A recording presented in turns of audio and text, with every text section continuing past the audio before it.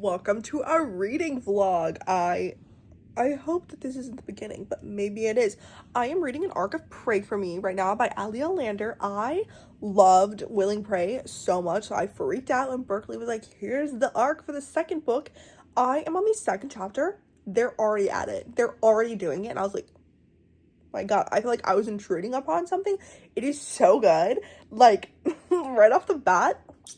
I hate when a guy's like, says yes ma'am, because I had a bad experience with the guy who said yes ma'am to me, and it was like, it cringes me out. It turns me off completely. But sometimes I read it and I'm like, oh, this is like fine. And in here, he says yes ma'am, there's a twinge. He has an accent. He has a southern accent.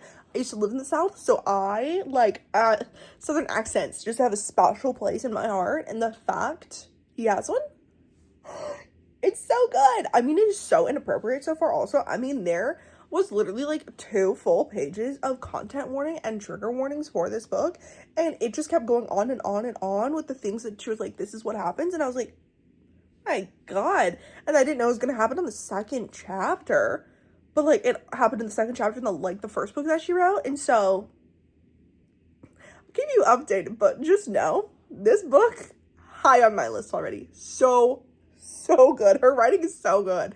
Her characterization already beautiful.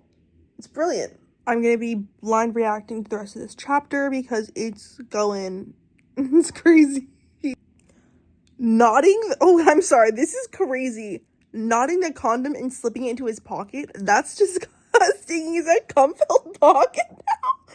What? He wipes his hands on his jeans?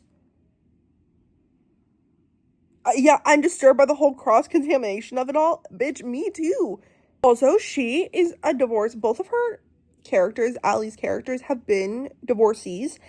And I love it. I love older female characters, especially in romance books. I think it's great. I know we need more because I'm tired of them being 19. Because I'm not 19 anymore. I feel like this is like a question that they should teach in like sex ed. Is this possible? Who knows? In Pray For Me, her ex-husband was like a preacher, but also was like a pastor influencer character, which is like insane and terrifying. You could tell by my eyes, I'm terrified of this. I grew up really religious, and so anytime I read something like this, I'm like, this is disgusting. And it literally, for years, I listened to Nicholas preach that hell is a personalized experience, a custom-built meeting with whatever specifications will distress its patrons most. I hate it. I hate it. It's so gross. It's so creepy. Also, the fact her ex-husband's name is Nicholas freaks me out because I wrote a sports romance book and the male main character's name is Nicholas. And I'm like, no, don't taint that name for me. But probably tainted now, even though I love my little Nicholas with all my heart. He's amazing. But this Nicholas, he needs to be put down. Her ex-husband, by the way, also is in prison. And like was a pastor in prison and now is out. And I'm like, how could she not get a restraining order, first of all? Like, get a restraining order. Because he's creepy, he's weird. I don't know. I don't ask questions, okay? I'll plop along for the plot. Also, I have the biggest pimple growing in on the side of my nose, and I'm drinking my water. I'm eating terribly. I just had Texas Roadhouse for dinner. Guys, I ate 3.5 rolls. And that cactus blossom, which is so good. Like, oh, it's so crispy. It's so light. That sauce, it was so good, except it gave me such bad acid reflux that I like threw up in my mouth a little bit. And the only thing I tasted was that sauce. And now I probably will never eat it again. Anyways, back to reading, because this is a reading vlog. Okay, our main character, Margot, she is house sitting. And she hears someone in the house at night. It's like 10 p.m. and she's terrified. And she goes upstairs with her little mace and a pocket knife and like a zapper. I don't know, it doesn't say it was a taser, it says like a zapper, and she just goes to fucking town zapping this guy, but it's not an intruder, it's her love interest in this. And she does it once and she's like, oh my God, his moan sounds kind of good, and so she does it again. Guys, she's cleaning his wounds because she dragged a knife over his neck, and I feel like that's like, you know, like the least that she could do in this situation. But it's so random. It's so random and it's so funny. Like, it's so out of left field. But somehow it all flows perfectly. She's so good at this. Like, Allie, the author,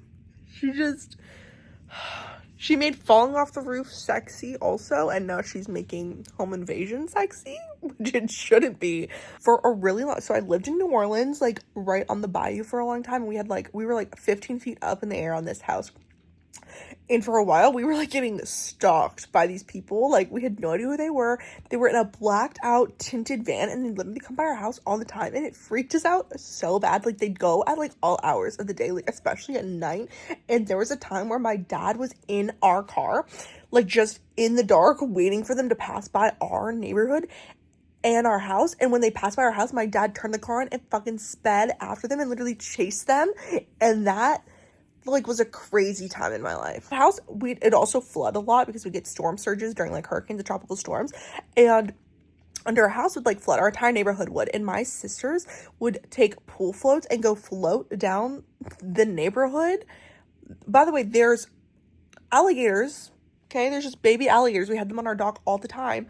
Water snakes, fish, giant piles of fire ants just floating around. Fish, probably brain-eating parasites, but my sisters didn't care. Margot is so relatable because she's talking about a scattering of acne lurks on both sides of my jaw, and there are a few stray spots on my forehead. And I'm like, this is so relatable. This is so accurate. The amount of acne I get on my jaw, it's not small little, like, they're not cute little pimples that you can just cover with makeup. No, they're literally the size of a freaking baseball, and they hurt, and you're like, please, no. And then you Google it, and you're like, hey, why am I getting pimples here on my jawline? What can I do to fix it? And they're like, oh, actually, it's your hormones. Actually, your hormones are out of balance, and there's actually nothing you can do to fix it.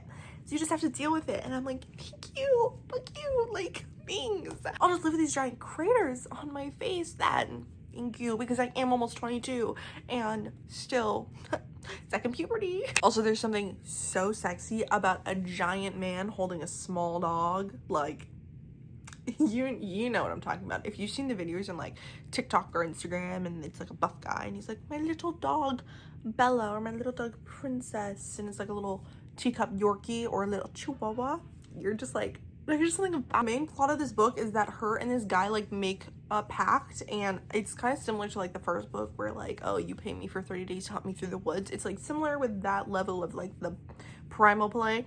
But he's, like, stalking her, but they also find out while they're, like, doing this little agreement between the two of them that she's actually being stalked. They're both actually being stalked by someone, aka her ex televangelist husband, who is creepy and has, like, a cult, and, like, was in prison and, like, was a total, like, preacher to, like, the people in prison, and is from Texas and is totally psycho crazy. And I'm literally, like, I'm home with my, like, family, so, like, I'm safe, but, like, I'm like, I don't think you're safe. I have to close my eyes and go to bed, and I'm, like, leaving them, like, on the edge without having a conclusion to their story. Some of the descriptors, some of the things they said that would happen with these primal play scenes, all I'm saying is, I'm excited. I know it's gonna be delicious. Killer is in the top 3 best nicknames that a guy can call a girl in a romance novel. If a guy calls her that in a fantasy book, don't, because why are you bringing that modern slang into your fantasy book where you're eating roast chicken and crusty bread on a wooden table? You have a horse, okay? You have a horse, and you're wearing a tunic. Don't you dare call that girl a killer. It's disgusting. It's disgusting. Also, I think this is showing how corrupt the system is to, like, women, because why doesn't she have a restraining order against her ex-husband, who's creepy as hell? Like, I get he's a pastor and everything, and, like, people don't give a shit if pastors, you know, like, kill people or molest people or really do anything evil because, you know, they're, like, holier than thou. They're not. They're evil. This is hilarious. She goes, I'm caught between the version of me that Kane and everyone else knows and the one that's actually 3 overwhelmed possums in a trench coat. Prepare to meet stressy, messy, and depressy. Yippee. This is peak millennial humor, and I think it's hilarious. I'm officially 21% through with this book. It's 10 o'clock. This book so far, 5 stars. I love it. This book also is not out until September, October, November, one of those months. So I've got a long way to go. I hope probably Smut does an edition of this book because they did Willing Prey and I love that cover. I'll hopefully read more tomorrow and Sunday. I'm going to try to get it done before Monday because I've been in such a slump and I'm like, I need to read books. So I've only literally read, I think, 6. This is terrible. I think I've only read 6 or 7 books this year alone. And I'm like, girl, I need to get on that. Last year, I read 104 books. My reading goal for this year is 50. I am nowhere near that, and I really want to, because otherwise I'll be a fake reader. And I'm trying to review more books, which is also like hard, but I'm also trying to write my own book. Well, I've already written a book, but I'm writing a second book now, and I'm also writing a fantasy book. So I'm editing one book, writing another book, and drafting a third book. So I'm really New York Times bestselling author, upcoming me here. It is the evening. I just visited my grandma in the hospital, and now I'm gonna read some more. I also have the biggest pimple. I have literally been switching out pimple patches on this all day, and it just won't stop. Still 21% into this book. Hopefully, I can get to 40% by tonight. That would be great. Okay, we're finally in the guy's POV, and he says this. This is the first sentence of his POV. I don't know much about religion, but my feelings for Margot Elizabeth Walker are nothing short of worshipful. Bitch. My God, I sound bad. Me too, though, because Margot's kind of a badass. I forgot to mention this, but in the first, quarter of the book, he comes in his pants because she beats him up. Oh my God. It's the complete next day. I read nothing last night. Nothing. I'm still at 21% through. I have a giant pimple. I took a shower. I literally cut my eyebrow here, the hair off, and it has not grown back yet either. So we're gonna get to reading though. I am about to finish Pray For Me, but in this scene, oh my God, he's kneeling. All right, I'll let you visualize that. She's above him, spits in his mouth, and she goes, swallow, and he does. And then she's like, what do you say? And he says, thank you. And she goes, you're welcome. And I'm like, oh my God. And he's like, I'll be such a good boy for you. And I'm literally there, and I'm like, am I attracted to this? I mean, it is crazy. Her writing is so good. I love these characters. This book is fantastic. I literally cannot believe that someone's mind came up with these scenes. And I was like, yeah, this is gonna be perfect. And I mean, it is perfect. But I'm just like, whoa. I'm at the end of the book, near the end. The scene is happening that I knew was gonna happen, and I'm literally freaking out. Like, my heart rate is literally through the freaking roof because again, I knew it was gonna happen, but now that it's here, I'm like, guys, everyone run. It's so creepy. It's so creepy. She does it so well. She's very atmospheric, and she really does a good job at building the tension. If you like Navessa Allen and you like Brynn Weaver, this book is literally gonna be perfect for you. You're literally gonna keel over with excitement on how much you're gonna love this book, and I cannot wait for people to read it because it's so good.